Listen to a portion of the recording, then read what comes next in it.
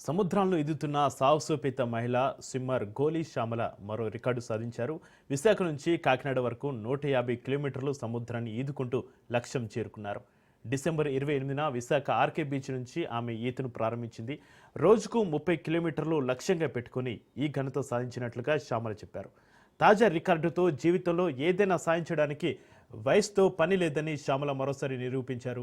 గతంలో శ్రీలంక నుంచి రామసేతు వరకు సముద్రాన్ని ఈది అందరినీ ఆశ్చర్యపరిచారు.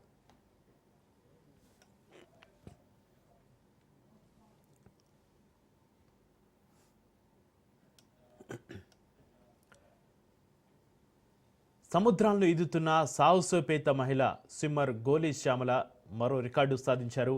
విశాఖ నుంచి కాకినాడ వరకు 150 కిలోమీటర్లు సముద్రాన్ని ఈదుకుంటూ లక్ష్యం చేరుకున్నారు.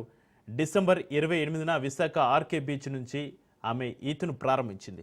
రోజుకు 30 కిలోమీటర్లు లక్ష్యంగా పెట్టుకుని ఈ ఘనత సాధించినట్లుగా శ్యామల చెప్పారు.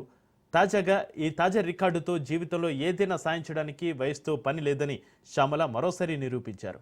గతంలో శ్రీలంక నుంచి రామసేతు వరకు సముద్రాన్ని ఈది అందరినీ ఆశ్చర్యపరిచారు.